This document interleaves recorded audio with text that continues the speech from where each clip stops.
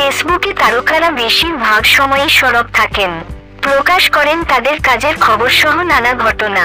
কখনো সেগুলোই বৈচিত্র্য হয়ে ধরা দেয় ভক্তদের কাছে। এক নজরে দেখে নিতে পারেন আজ ফেসবুকে পোস্ট করা জয়া আহসানের স্থিরচিত্র ও তার মনের কথা। ফেসবুকে প্রায়ই নানান লুকে স্থিরচিত্র পোস্ট করে থাকেন জয়া আহসান। আলাদা ফটোশুটের এসব স্থিরচিত্র তার ভক্তদের মধ্যে আগ্রহ তৈরি করে। আজ মঙ্গলবার জয়া আহসান তার ফেসবুকে পোস্ট করেছেন রেড অল্টারনেট ইভিনিং গাউনের 7টি স্থিরচিত্র। ভালোবাসার ইমোজি দিয়ে ক্যাপশনে জয়া লিখেছেন, সন্দেহের ছায়ায়।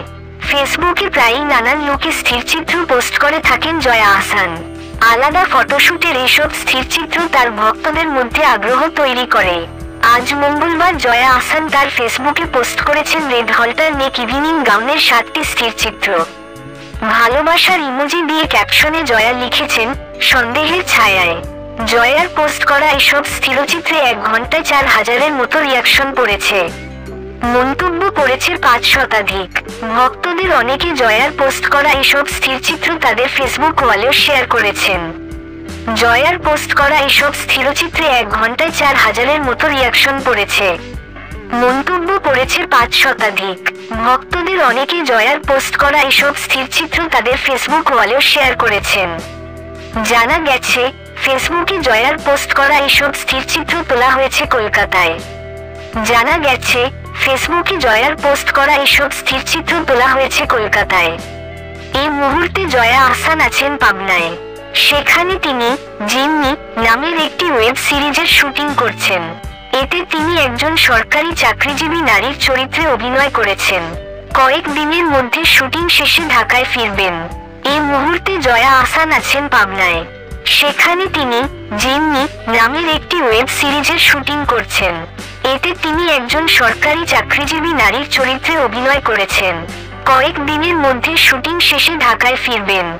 দেশের প্রেক্ষাগৃহে এখন চলছে জয়া আহসান অভিনীত নকশি কাঁথা র জমিন ছবিটি। আকরাম খান পরিচালিত ছবিটি মুক্তির পর হলো ভিজিটে গিয়েছেন জয়া। ছবিটি দেখতে আসা দর্শকের কাছ থেকে নানান মন্তব্য শুনেছেন, যা তাকে উদ্দীপ্ত করেছে। বয়োজ্যেষ্ঠদের কেউ বলেছেন, তরুণ প্রজন্মের অবশ্যই এই ছবিটা দেখা উচিত, কারণ নতুন প্রজন্মকে মুক্তিযুদ্ধের ইতিহাস জানানো। তারা তো সেই সময়ের মানুষ। কত কষ্টের বিনিময়ে আমাদের এই বাংলাদেশ, এই ভূখণ্ড, এই পতাকা, এই প্রজন্মকে তাই দেখাতে ও বোঝাতে চান। দেশের প্রেক্ষাগৃহে এখন চলছে জয়া আহসান অভিনীত নকশি কাঁথা র জমিন ছবিটি। আকরাম খান পরিচালিত ছবিটি মুক্তির পর হলো ভিজিটে গিয়েছেন জয়া। ছবিটি দেখতে আসা দর্শকের কাছ থেকে নানান মন্তব্য শুনেছেন, যা তাকে উদ্দীপ্ত করেছে। বয়োজ্যেষ্ঠদের কেউ বলেছেন, তরুণ প্রজন্মের অবশ্যই এই ছবিটা দেখা উচিত, কারণ নতুন প্রজন্মকে মুক্তিযুদ্ধের ইতিহাস জানানো। তারা তো সেই সময়ের মানুষ। কত কষ্টের বিনিময়ে আমাদের এই বাংলাদেশ, এই ভূখণ্ড, এই পতাকা, এই প্রজন্মকে তাই দেখাতে ও বোঝাতে চান। সম্প্রতি চরকিতে মুক্তি পাওয়া নুহা হুমায়ুন পরিচালিত সিরিজে অভিনয় করেছেন জয়া আহসান। জয়া বলেন, এটা আমার ক্যামিও চরিত্র। এই চরিত্র করতে গিয়েও অনেক দিন অপেক্ষা করতে হয়েছে।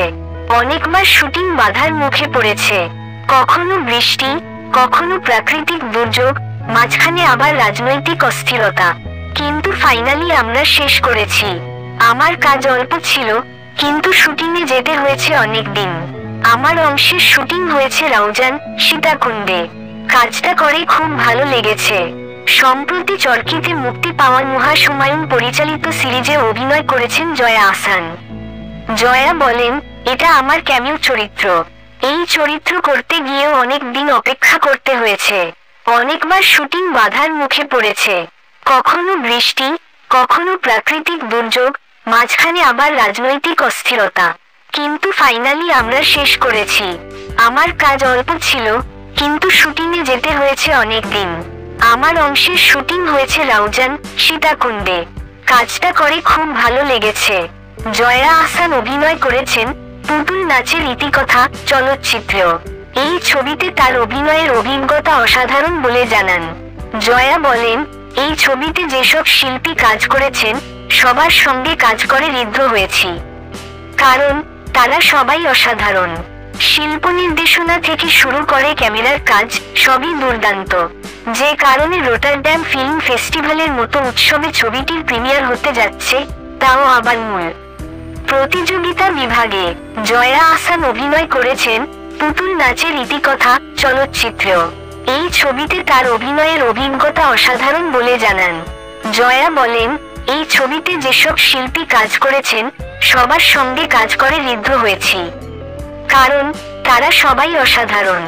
শিল্প নির্দেশনা থেকে শুরু করে ক্যামেরার কাজ সবই দুর্দান্ত, যে কারণে রোটারড্যাম ফিল্ম ফেস্টিভ্যালের মতো উৎসবে ছবিটির প্রিমিয়ার হতে যাচ্ছে, তাও আবার মূল প্রতিযোগিতা বিভাগে।